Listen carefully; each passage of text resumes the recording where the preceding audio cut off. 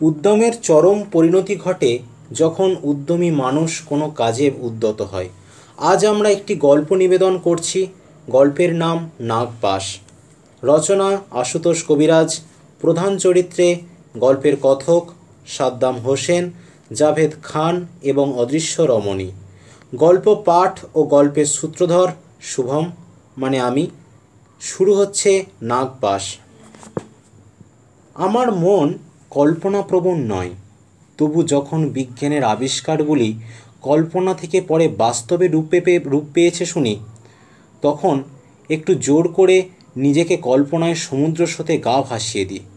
নিম্নগামী মন। ভালো কোনো বিষয়ে কল্পনা করতে গেলে মনটা থাকতে চায় না, তাই খারাপ বিষয়ে চিন্তা করতেই বেশ ভালো লাগে। শরীর আর ইন্দ্রিয়গুলিকে উত্তেজিত করে তার থেকে মজা পাবার আনন্দটাই আলাদা।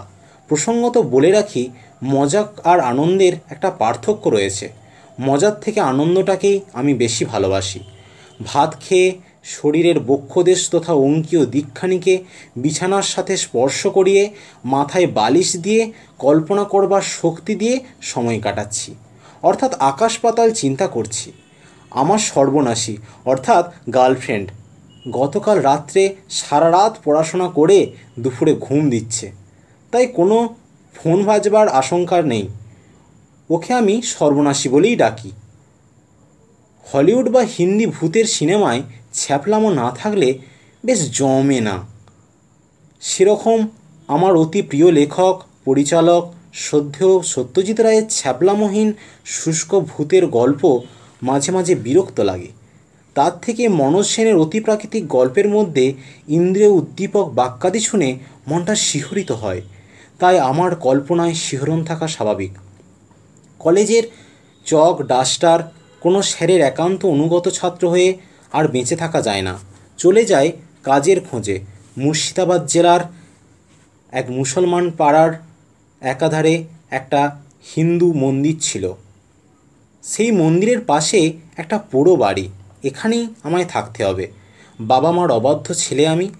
কথায় কথায় বাবা বলেন, ঘর থেকে বেরিয়ে যা। তাই ওখানেই বাস। লরির খালাসি হবার সুযোগ পেয়েছি, তাই মুর্শিদাবাদে চললুম। মালিক সাদ্দাম হোসেন বড় ধার্মিক মানুষ। ওনার আল্লাহর দান লরিটার ড্রাইভার জাভেদ খান। খান ভাই অত্যন্ত ভালো মানুষ। মদ মদিরা এসব কিছু খান না। আমার আবার ওসব ছাড়া ঘুমই আসে না। 20 দিনের সফরে ব্যাঙ্গালোরে গিয়েছিলুম। ব্যাঙ্গালোর থেকে ফিরে 3 দিনের বিশ্রাম। লরি করে ব্যাঙ্গালোর যাবার মজাটাই আলাদা।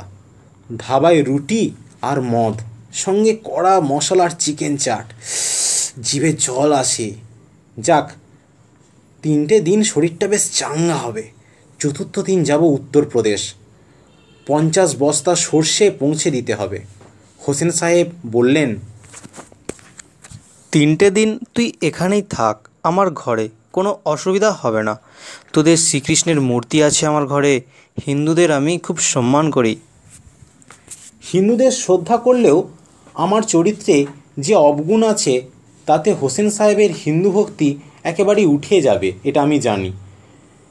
জাভেদ ভাই বলেছিল যে তার ঘরে কাটাতে, পরে শহরে কোনো ভাঙা ঘরে ভাড়া নিয়ে থাকবি। আমি বললুম না, ওই মন্দিরের পাশে যে পোড়া বাড়ি আছে সেখানেই থাকবো। নাগপাশ? চিৎকার করে বলে উঠল জাভেদ ভাই। নাগপাশ মানে? ওই ঘরটার নাম নাগপাশ। ওখানে যারা যারা গেছে সবাই পাগল হয়ে বেরিয়ে এসেছে। ওসব কথায় কর্ণপাত না করে জাভেদ ভাইকে সালাম জানিয়ে চললুম নাগপাশে। পোড়া বাড়িটা মনে হয় 200 বছরের পুরানো। ভাঙা চেহারা, একতলা বাড়ি একটা রোমাঞ্চকর এলাকার মধ্যে দাঁড়িয়ে আছে, যেন কত ইশারা করছে।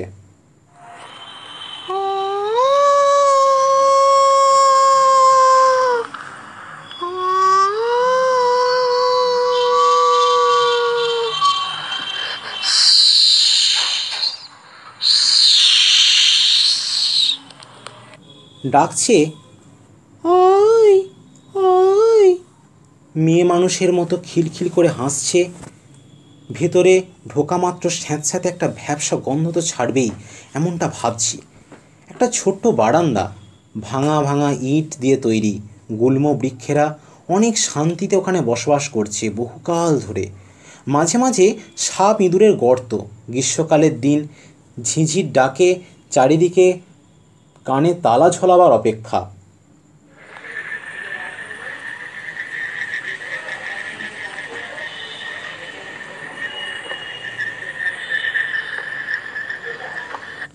এক পা দুপা করে বারান্দা পেরিয়ে দরজাটা খুলতে যাচ্ছি, এমন সময় কতকগুলো বাদুড় আমার মাথার উপর দিয়ে চলে গেল। দরজায় ঢোকা মাত্র একটা পচা ভ্যাপসা অসহ্য গন্ধ আমার নাকে প্রবেশ করলো। আর আমার অন্নপ্রাশনের প্রসাদ উঠে আসার জোগাড়। মোট 3টে ঘর আছে। যে দরজায় প্রবেশ করছি তার দিকে মুখ করে দাঁড়ালে ডান দিকে একটা ঘর আর বাম দিকে একটা। বাহ, এমন ঘরই তো চেয়েছিলাম। সারা রাত মদ খাবো আর দিনে ঘুমাবো। 3 দিন ছুটি। বাম দিকের ঘরে ঢুকে দেখি একটা ইঁদুর জাতীয় কি মরে পড়ে রয়েছে। তা থেকে পচে দুর্গন্ধ ছড়াচ্ছে। বিভিন্ন ছোট বড় পোকা মোড়া ইঁদুরের ওপর ভুঁড়িভোজ চালাচ্ছে। কিন্তু একটা জিনিস দেখে আমি অত্যন্ত অবাক হয়ে গেলাম। তাজা টকটকে লাল রক্ত পড়ে রয়েছে ইঁদুরটার কাছাকাছি অঞ্চলে। ইঁদুরটা 10 আগে মরলে রক্ত তাজা থাকে কি করে? অত শত ভেবে লাভ নেই। যাই হোক, একটা খাট তো আছে, ওটাকে একটু পরিষ্কার করে শুয়ে থাকবো। হোসেন সাহেবের বাড়ি থেকে খাবার জল তোলার জন্য একটা বালতি আর একটা গ্লাস এনেছি। গ্লাসে করে জল আর মদ দুটোই খাওয়া যাবে। সন্ধেবেলায় গ্রামের দোকান থেকে কুরকুরে, একটা অফিসার চয়েস আর কিছু শুকনো খাবার এনে ঘরটায় ফিরছি, এমন সময় একটা মিষ্টি গন্ধ নাকে এলো। এই নরকপুরীতে মিষ্টি গন্ধ! মদ না খেতেই নেশা লেগে গেল বুঝি। হয়তো কেউ ধূপ দিয়েছে, এই মনে করে মোমবাতিটা জ্বালালুম। কিন্তু অবাক, আমার এই ঘরটা আধ ঘন্টা আগে যেমন ছিল তার সাথে এখনকারের অনেকটাই পার্থক্য। কোনো রমণীর নরম হাতের স্পর্শে নব যৌবন পেয়েছে যেন, সবই গোছানো অবস্থায়। এ কোন মায়াবী শক্তি? দৈব শক্তি না প্রেত শক্তি? আমি আচ্ছন্ন হয়ে পড়ছি। এমন সময় আমার ইচ্ছে শক্তিকে কাজে লাগালুম। ধুর, এসব আজে বাজে চিন্তাভাবনা। আসলে 20 দিনের ব্যাঙ্গালোরের সফর শরীরের ওপর অনেকটাই ধকল গিয়েছে, তাই মনে মনে এমন হচ্ছে। শুকনো খাবার খেয়ে মদের গ্লাস নিয়ে বসলাম। 2বার খাবার খাবার পর মাথা ঝিমঝিম করতে লাগলো। এবার যেন মনে হতে লাগলো প্রচুর সাপ একদিক থেকে একদিকে যেন ছোটাছুটি করছে। তারা এদিক থেকে ওদিক যাচ্ছে। সাথে সাথে বিষধর সাপের আওয়াজ। ক্রমে শব্দটা বন্ধ হলো। এবার কেউ যেন মায়াবী সুরে আমায় ডাকছে, মিহি মহিলা কণ্ঠ। এসো, এসো আমার কাছে, একবার আমায় আলিঙ্গন করো। একটা স্পর্শ চাই, এসো বলছি। ভয় কি গো? প্রায় 100 প্রকারের মদ খেয়েছি, এরকম নেশা কখনো হয়নি। কি নেশায় বাম দিকের ঘরটা ছেড়ে ডান দিকের ঘরটাতে প্রবেশ করলুম জানি না। কিন্তু ঢোকা মাত্র কয়েকজন লাস্যময়ী ষোড়শী আমায় একটা চেয়ারের উপর বসিয়ে দিল। এবার শুরু হলো 2 সাপের নৃত্য। সিনেমায় এরকম বীভৎস নাচ দেখা যায় না, কল্পনার বাইরে। সারা ঘরে আলোর রোশনা, আতর, এ যুগের মহুয়ার মিশ্রণের মতো গন্ধ, মায়াবী পরিবেশ, সঙ্গীতের মূর্ছনা, বাদ্যযন্ত্রের তাল যেন একটা থিয়েটারের রূপ নিয়েছে। রমণীরা আমাকে 1 গ্লাস শীতল পানীয় দিয়ে গেল। সেটা খেতেই 2টো সাপ আস্তে আস্তে রমণীর রূপ ধারণ করলো।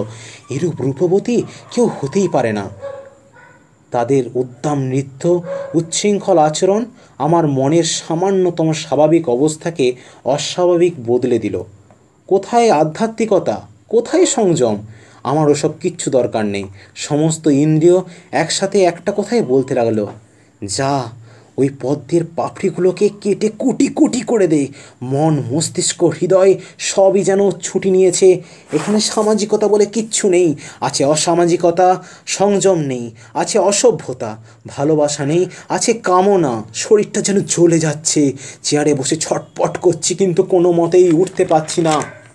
যত চেষ্টা করছি উঠে যেতে, তত যেন নাক পাশে বেঁধে দিচ্ছে। অসভ্য নৃত্য চলছে। আমি মরিয়া হয়ে বলে উঠলুম, ওগো, তোমরা কে কোথায় আছো? আমাকে ওদের কাছে নিয়ে চলো। আমি আর পারছি না। আমাকে চেয়ার থেকে উঠবার ক্ষমতা দাও।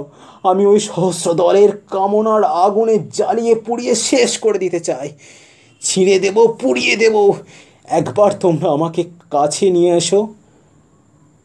ওপার থেকে আবার একটা বিদ্রূপের হাসি। এখনই এত উতলা হয়েও না গো গোসাই, সময় হলে সব পাবে। মিষ্টি মেয়েলি হাসির রোল উঠল। প্রথমে পূর্ব দিকে, পরে পশ্চিমে, উত্তরে, দক্ষিণে, চারিদিক থেকে মৃদু হাসি।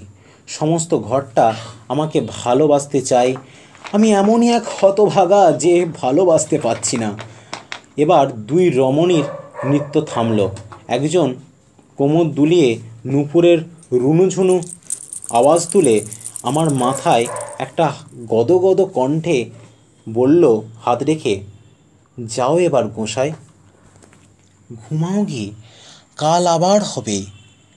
এই বলে আমার কপালে একটা ছোট্ট ভালোবাসার ছোঁয়া দিল তার ওষ্ঠের দ্বারা। আমি মন্ত্রমুগ্ধের মতো আমার ঘরে এসে শুয়ে পড়লুম। পরদিন সকাল 10টা নাগাদ ঘুম থেকে উঠলুম। সামান্য খাওয়া দাওয়া করে চুপচাপ বসে আছি। মানুষের দুটো মন, একটা ভয় দেখায়, একটা সাহস দেয়, একটা সঠিক দিশা দেখায়, আর একটা বেঠিক। গতকালের রাত্রের ঘটনাটা এখনও চোখে ভাসছে। আজকের এই রাতটা থাকলে জানি মরে যাব, কিন্তু কোন নাগপাশে বাঁধা হয়ে আছি। যেতে ইচ্ছেই করছে না। দ্য জঙ্গল বুকে কা নামে সাপের একটা কথা মনে পড়ে যাচ্ছে, যে মোগলিকে নাগপাশে আবদ্ধ করে রেখেছিল। রবীন্দ্রনাথ ঠাকুরের ক্ষুদিত পাষাণে সহযাত্রীর অবস্থাটা ঠিক সেই রকমই হয়েছিল। বিভূতিভূষণ বন্দ্যোপাধ্যায়ের মায়া গল্পটিতে গল্পের কথক প্রেতাত্মার মায়াতে ভুলে গিয়েছিল নিজের অস্তিত্ব। না না, এই নরকপুরী থেকে আমি চলে যাব। হোসেন সাহেব, জাভেদ ভাই আমাকে খুব ভালোবাসেন। ওদের কাছেই 2 দিন থাকব। মেয়ে মানুষের নেশা আফিমের থেকেও বড্ড ভয়ঙ্কর। আমি আজ এখনই চলে যাব এখান থেকে। বের হতে যাব, এমন সময় আবার সেই মহিলা মিষ্টি কণ্ঠস্বর। কোথায় যাবে গোসাই? তোমার বাবা তোমায় ত্যায্যপুত্র করেছেন। তোমার বিয়ে হবে কিনা সন্দেহ। দেখো গোসাই, আর মাত্র কয়েকটা ঘন্টা। সন্ধে হলেই স্বপ্নের রাজকন্যারা সারা রাত তোমায় ভালোবাসবে। তারাও যে 300 বছর কাউকে ভালোবাসতে পারেনি, তোমায় ভালোবাসা উজাড় করে দেবে। আমি সর্বনাশের কথা বুঝতে পেরেও পুনরায় ঘরে গিয়ে বসলুম। এক অনাবিল আনন্দে মনটা ভরে রইল। সন্ধে হতেই আমি ডান দিকের ঘরে কিসের টানে গিয়ে হাজির হলুম। ঠিক বলেছে ওই মায়াবী মেয়েটি, বিবাহ না করে যদি বিবাহ পরবর্তী সুখ পাওয়া যায়, তার মতো আনন্দের কি আছে? আজ আর মদ খাইনি, যে নেশায় আজ বুঁদ হব, তা ইহজগতের শ্রেষ্ঠ নেশা। আমি চেহারে বসে প্রমাদ গুনছি। মনটা অশান্ত। একটা অজানা উৎকণ্ঠা কাজ করছে। অনাবিল আনন্দ পায়ের নখ থেকে মাথার চুল পর্যন্ত শিহরিত করে তুলেছে। কখন আসবে সেই সময়, যৌবনে উচ্ছল নারীদের নাচ, তাদের দেহের ওপর খেলে যাবে বিদ্যুৎ তরঙ্গ। এই 2 হাত দিয়ে তাদের অতৃপ্ত বাসনা আজ আমি করব পূরণ। ক্রমে গ্রাম জুড়ে সন্ধে নেমে এলো। 1000টা ঝাড়বাতি জ্বলে উঠল।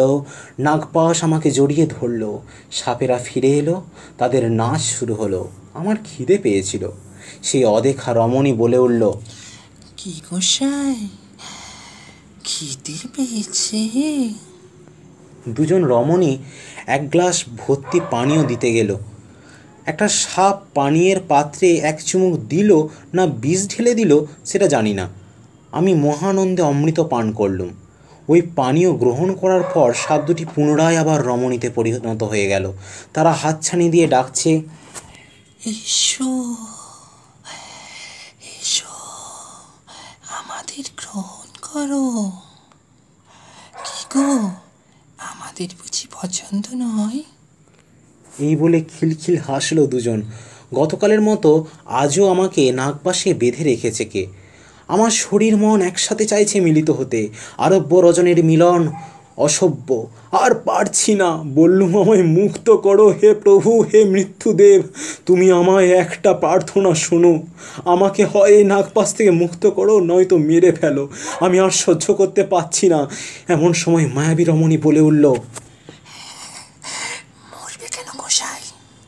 তুমি মরলে আমরা 300 বছরের যে আকাঙ্ক্ষা স্বপ্নেই থেকে যাবে। আকাঙ্ক্ষা,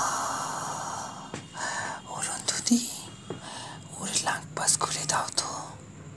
বলা মাত্রই একটা জাত গোগড়ো আমার পায়ে একটা কামড় বসানোর সাথে সাথে আমার হাত পা শিথিল হয়ে গেল। আমি চেয়ার থেকে উঠে লাস্যময়ী নৃত্যশীলা রমণীর দিকে এগুতে অগ্রসর হচ্ছি। এমন সময় মায়াবী রমণী বলে উঠল, যাও গোসাই, এই 2 ফুল তোমার। ওদের আকাঙ্ক্ষা পূরণ করো। তুমি নাগপাশ মুক্ত। নরকে যেন এমন ঘটনা না ঘটে। এখানে ভাব, ভালোবাসা, ঈশ্বর, প্রেম কিছুই নেই। আছে খিদে, তৃষ্ণা, আকাঙ্ক্ষা, আশা। মানুষ যন্ত্র চালিত হয়ে যায়। বেদান্তের বাণী এসে পৌঁছায় না। আলো আছে কিন্তু কৃত্রিম, ভালোবাসা আছে কিন্তু ভোগ রূপে। এখানে কামনাকে বাস্তবায়িত করা ছাড়া কেউ কিচ্ছু বোঝে না, বুঝতে চায়ও না। ধর্মের খুন হয়, অভদ্রতা, অশ্লীলতা, কুরুচিকর, অস্বাস্থ্যকর, স্বার্থপর পরিবেশের মধ্যে বুদ্ধি হাস্যরূপে বলে মনে হয়। আমার আর রমণীর দূরত্ব মাত্র 1 হাত। সমস্ত ইন্দ্রিয় যেন স্পর্শেন্দ্রিয়ের স্পর্শ নিতে ব্যস্ত। আজ সর্বনাশ হবে। তারাও মিলনের জন্য তৈরি। 2 হাত তুলে আমায় আলিঙ্গন করতে চোখ মুজে দাঁড়িয়ে আছে। সুরের মূর্ছনা আরও বেড়ে যাচ্ছে। সুগন্ধের গন্ধ চারিদিকে। আর কয়েক মুহূর্তের অপেক্ষা। এমন সময় ফোনটা হঠাৎই বেজে উঠল। দেখি সর্বনাশী। কল্পনা হঠাৎ যেন বাস্তব জগতে নেমে এসেছে। এক লহমায় ফিরে এলুম বাস্তব জগতে। হ্যালো, বল সর্বনাশী, কি করছিলি? এই একটু ভাবছিলুম। আমার কথা? জিভ কেটে বললুম, হ্যাঁ রে, তোর কথাই ভাবছিলুম। স্বামী বিবেকানন্দের ছবিটার দিকে তাকিয়ে একটু মুচকি হাসলুম। সরি গুরু। স্বামীজিও বোধ করি হাসলেন। দেখি উত্তেজনায় বিছানাটা গুটিয়ে গিয়েছে। তো আজকের গল্প আমাদের এখানেই শেষ, নাগপাশ। এটা আমাদের একটা ছোট্ট প্রয়াস। গল্পের অশরীরী নারী আশুতোষ কবিরাজ, গল্প পাঠে শুভম, জাভেদ খান ও হোসেন সাহেব সন্দীপ, স্পেশাল এফেক্টে সন্দীপ ও শুভম, সাউন্ড রেকর্ডিং সুজন গড়াই। আপনাদের ভালোবাসা ও আশীর্বাদ পরবর্তী নিবেদন আমাদের আরও মাধুর্যময় করে তুলবে এই প্রার্থনা করি। শ্রী শ্রী মায়ের আশীর্বাদ আপনাদের সকলের ওপর ঝরে পড়ুক। ধন্যবাদ।